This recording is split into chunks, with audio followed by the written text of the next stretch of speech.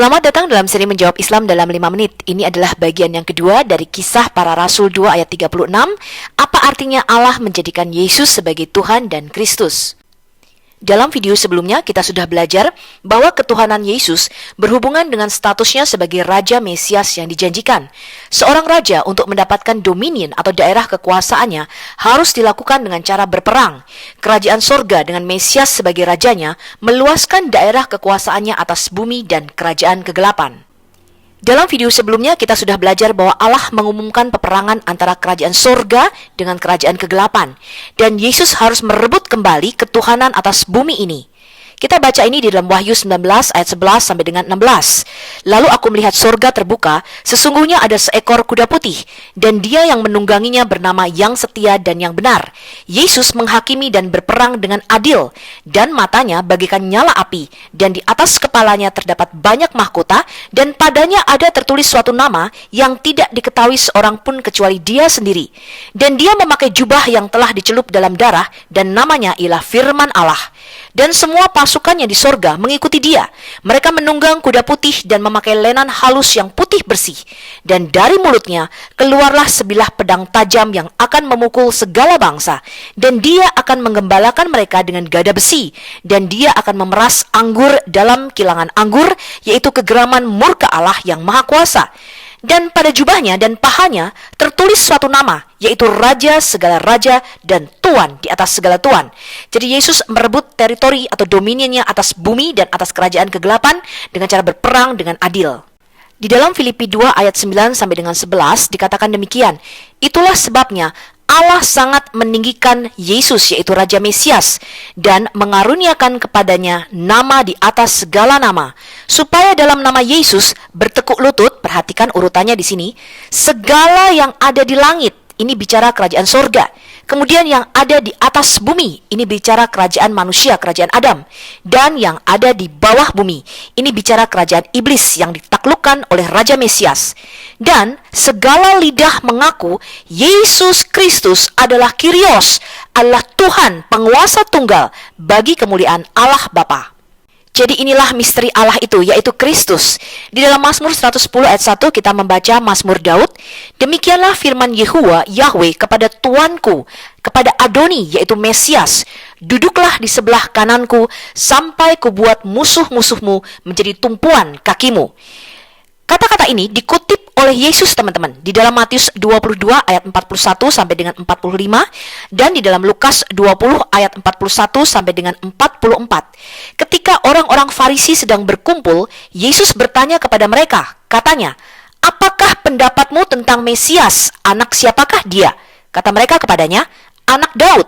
Lalu kata Yesus kepada mereka, "Jika demikian, bagaimanakah Daud oleh pimpinan roh dapat menyebut dia tuannya atau Kyrios, ketika dia berkata, Kyrios telah berfirman kepada Kyriosmo, Tuhan telah berfirman kepada Tuhanku, duduklah di sebelah kananku sampai musuh-musuhmu kutaruh di bawah kakimu." Jadi, jika Daud menyebut dia Kyrios atau Tuhannya, bagaimana mungkin dia anaknya pula? Jadi inilah ketuhanan Yesus sebagai Raja Mesias. Kita lihat dulu nubuatan mengenai Raja Mesias. Di dalam Mazmur 2 ayat 2, kita membaca, raja-raja dunia bersiap-siap dan para pembesar bermufakat bersama-sama melawan siapa? Melawan Yahweh, melawan Yehuwa dan Mesiasnya. Kita lihat di sini, teman-teman, bahwa raja-raja dunia yang sudah takluk kepada kerajaan angkasa ini melawan Tuhan, teman-teman, dan Mesiasnya. Mereka mengatakan, marilah kita memutuskan belenggu-belenggu mereka dan membuang tali-tali mereka daripada kita. Jadi kerajaan dunia ini yang takluk kepada kerajaan angkasa atau kerajaan iblis itu memutuskan otoritas dari kerajaan sorga. Di dalam Mazmur 2 ayat 7 sampai dengan 11 dikatakan demikian, "Aku mau menceritakan tentang ketetapan Yahweh. Ia berkata kepadaku, anakku engkau telah kuperanakkan pada hari ini." Jadi Mesias adalah anak Allah itu sendiri. "Mintalah kepadaku, maka bangsa-bangsa akan kuberikan kepadamu menjadi milik pusakamu dan ujung bumi menjadi kepunyaanmu. Engkau akan meremukkan mereka dengan gada besi dan memecahkan mereka seperti tembikar tukang periuk. Itulah sebabnya tadi di dalam Wahyu 19 kita membaca, Yesus yang menjadi Tuhan di atas segala Tuhan dan Raja di atas segala Raja, dia meremukkan semua bangsa dan menggembalakan mereka dengan gada besi, teman-teman. Karena firman Allah tidak bisa dirubah dan kekal, ketika Tuhan menetapkan Adam sebagai Tuhan atas bumi ini, maka itu tidak bisa dirubah. Dan ketika Adam jatuh ke dalam dosa dan menyerahkan ketuhanan atas seluruh bumi ini kepada penguasa kerajaan angkasa yaitu iblis, maka anak Allah tersebut harus menyatakan dirinya menjadi Adam yang kedua atau Adam yang terakhir untuk merebut kembali kekuasaan atas bangsa-bangsa, atas kerajaan di dunia ini, untuk takluk dimasukkan kembali kepada kerajaan sorga. Yesus Kristus itu juga disebut Raja Mesias. Kita baca di dalam Mika 5 ayat 2. Tetapi engkau, hai Bethlehem Efrata, hai yang terkecil di antara kaum-kaum Yehuda, daripadamu akan bangkit bagiku seorang yang akan memerintah Israel, Tumashal atau Turul sebagai raja, yang permulaannya sudah ada sejak sebelum waktu ada sejak kekal. Kata memerintah di sini, Mashal, artinya Turul atau to have dominion, menjadi seorang king, yang memiliki kingdom, menjadi seorang raja. Jadi seorang raja untuk memperoleh daerah kekuasaan atau dominionnya harus dilakukan dengan cara berperang. Itulah sebabnya teman-teman di dalam Wahyu 19 ayat 11 sampai dengan 16 tadi, Yesus sebagai sang firman Allah, dia menghakimi dan berperang dengan adil. Dan pada kedatangannya yang kedua, dia benar-benar akan menjadi penguasa tunggal yang mutlak atas seluruh bumi. Itulah sebabnya dia disebut Tuhan, karena dia raja di atas segala raja dan Tuhan di atas segala tuan.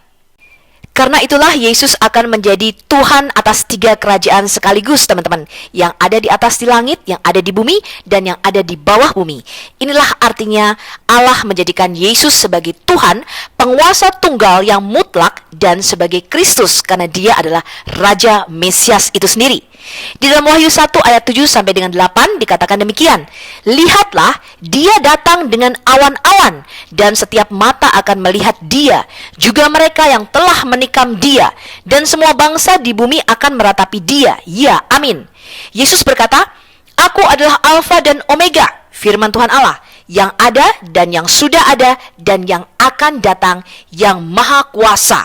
Kata yang maha kuasa di sini adalah Pantokrator, artinya pemegang segala kuasa, baik yang di langit di atas, yang ada di bumi, maupun yang ada di bawah bumi.